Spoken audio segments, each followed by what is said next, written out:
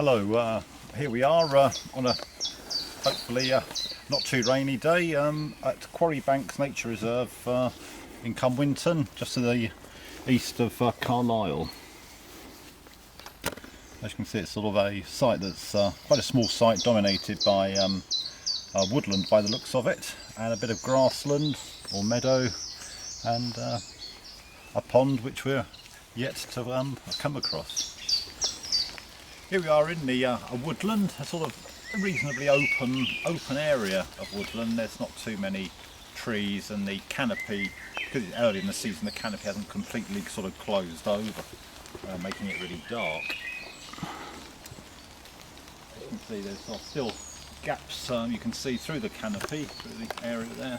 You can see the sky through it, which means if we can see the sky through it, it means light getting through to the ground, which allows a much greater range of plants to be able to survive. For example, when you look just around this sort of area here, you've got a whole range of green plants, too many to sort of identify really, but including things like bluebells and goosegrass or cleavers, and pig nuts. You've also got small trees and the like growing up. Obviously their seeds were dropped either the previous season or a couple of years ago, and now they're sort of starting to grow. Eventually, if it was all left to do its own thing, these would then sort of grow up and be massive trees, and it would really block out the light. So that's where a bit of sort of management, where certain trees are sort of removed to create these open areas, then you end up with a much more biodiverse woodland. On the other hand, if you go look over this side, for example, some woodlands that you might have experienced, if they're sort of disturbed woodlands, where you get a lot of people, dogs or livestock and the like wandering around them, quite often you get sort of nettles dominating the ground. You can tell when you're in one, because most people don't go through them when it's at that stage. It's particularly noticeable during the summer, where nettles will just grow and exclude almost everything else. But these nettles will probably be overshadowed by other things during the year. Hi, the reason we stopped at this particular bit is just to give an idea of sort of the makeup of a sort of a rather nice woodland, which this is a nice woodland, I must admit. As you can see, you've got the sort of the obvious bit, the big trees, which create this canopy, a covering called the canopy, which is nice to look at, but also there's a lot of other species, sort of birds and insects in particular, as well as other plants, which actually live up there. Birds obviously can nesting, insects and like can lay eggs in them, for example. The other bit about this woodland, it's got a nice structure. You've actually got this layer of shrubs, it's basically small trees, if you like. On the left here you've got holly, and down to the near the middle you've got a hazel, and behind this particular hazel in the front you've actually got another hazel at the back with a honeysuckle on it, which is also adding a sort of a middle layer to this woodland. And then below that, on the ground, you've actually got what's called the ground floor or the field layer, where you've got this whole nice, wonderful diversity, in this particular case, of herbaceous plants, i.e. green, soft stemmed plants, including bluebells and stitchwort and what have you. We're in an oak woodland, dominated by English oak. It's just at that time of year, it's sort of towards the end of May, it's just that time of year when the bluebells and the wood anemones are more or less finished, because the tree canopy, or the leaves are coming out, which makes it darker. and they sort of tend to be replaced by another group of plants. And if I can indicate this one down here, for example, this one's pig nut, which is sort of related to sort of cow parsley and carrots. Another one we've got here, this little white one here with the paired opposite leaves, as they're called. This is a greater stitchwort. As you can see, the bluebells are sort of, have set a seed now, or setting seed, and they're more or less over. There's also a lot of other plants here which are actually starting to come through now that there's the ones that can actually deal with a bit less light. We move just over here. What's this one? I have no idea. Oh, what's this? Oh, it's a speedwell. These rather nice blue leaves, petals, sorry.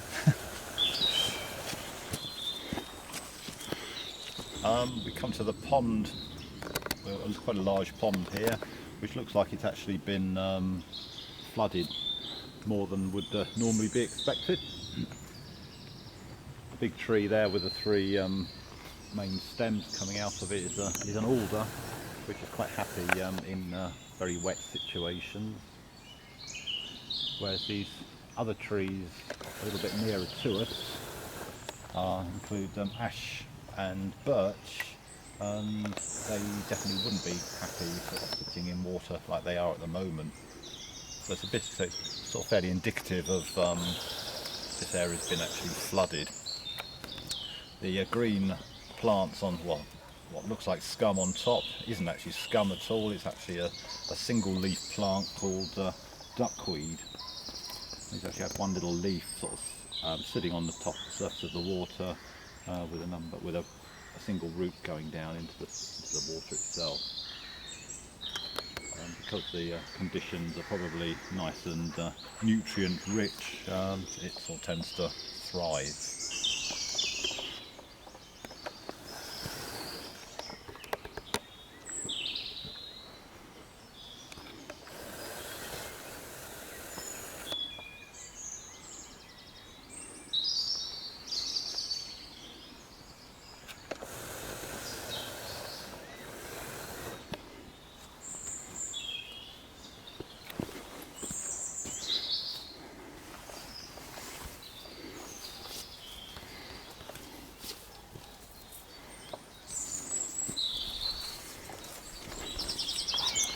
Okay, so we've just we're just leaving behind the woodland and sort of entering a grassland area, described as a meadow.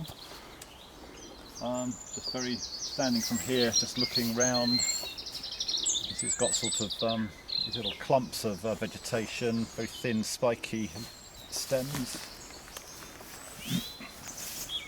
that sort of thing. This is a rush. This particular one's a soft rush. It's quite pliable, and it's inside the stem. It's actually got sort of basically a pith, as it's called, a bit like polystyrene. And that just gives it enough structure, but it actually makes it really light and pliable. There are several grasses growing in between. We've also got some small trees or shrubs growing there. That one looks like it's an alder. Something else over there, can't make out from here. We've got buttercups growing, plantain stuff here. Again, very common, it's flowering at this time of year quite nicely. This is called ribwort. And we'll have a look to see what else we can find. Again, we're in Quarry Bank meadow section now. Not the best time of year for actual seeing massive flowers, but there's a few sort of interesting bits and pieces sort of actually around. We've got down here, we saw it earlier on in the woodland, which is a pig nut. It's again related to a carrot and what have you. It's got nice fine dissected leaves there, you can just about make out. The other thing we've got is a ribworked plantain. Another thing here is the good old meadow buttercup. There's other little things at the bottom here. We've got this little plant here which is sort of a trailing, sort of a creeping plant which in the summer has sort of nice yellow flowers. It's related to the peas and sweet peas and what have you. That's called meadow vetchling. Another pretty similar plant here is another pea related plant, or in the pea family, and that's a vetch of some form or other. What else have we got? Oh yes, this little really nice coloured flower here is a speedwell called Germander speedwell. Really like the colours on that. You can see the two sort of stamens protruding from the front. Also here you've actually got, I'll just pick a leaf here, you've actually got this sort of quite distinctive leaf of a plant called betony, which when it's in flower produces a little head of a nice sort of pinky, reddy coloured flowers.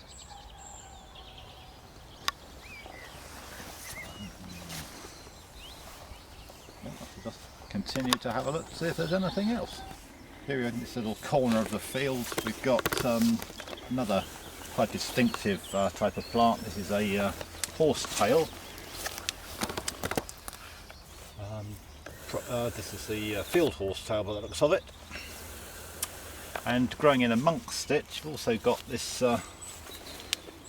rather nice plant here called crosswort. It's sort of basically greeny yellow. The reason it's called crosswort is its leaves on the stem actually sort of resemble, I guess, a cross. Like that.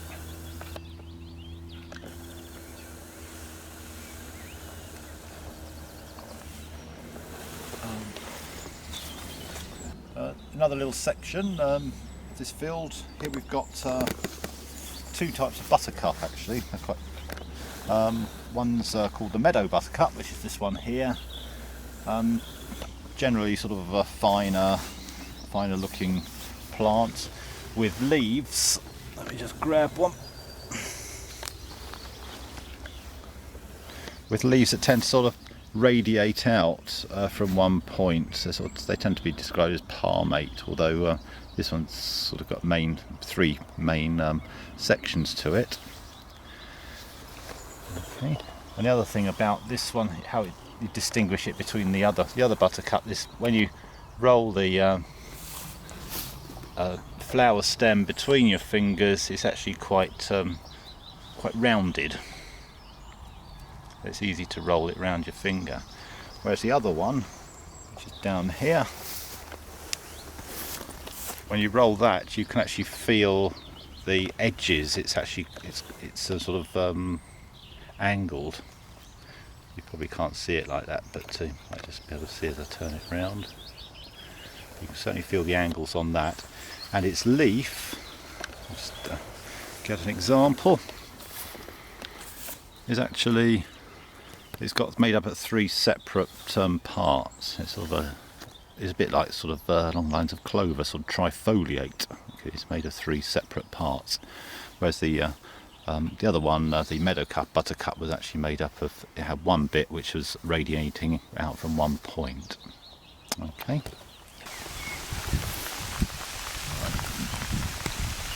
So back in the wood. So we're back in the woodland, or at least on the woodland edge. And we've got some trees and the shrubs sort of occurring here.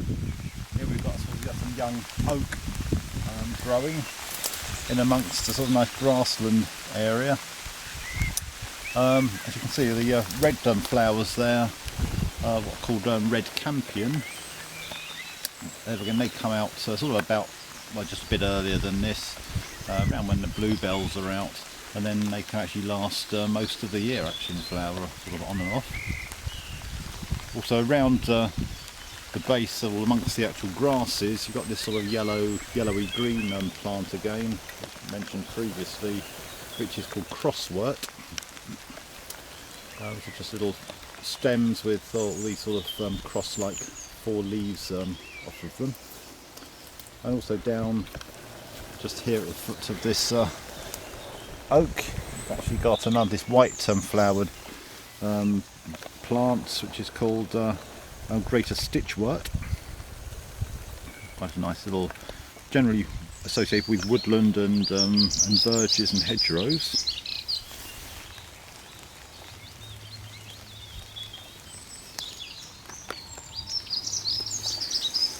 This one here, another one here. This is a grassland species.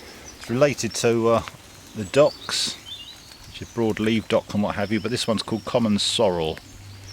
It's a quite a nice indicator of sort of decent, half decent grassland really.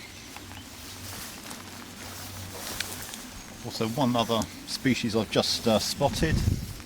Here we've got again, this is related to cleavers or goosegrass, but this one's actually called hedge bedstraw. Hedge bedstraw, this one. This has got quite a nice sort of, although it's wet, it's actually got sort of semi-shiny leaves. And this particular plant's actually got some cuckoo spit on it, which is actually a protective device for a little bug which sort of stays in it, try to sort of protect itself from drying out, and also deter predators, I guess.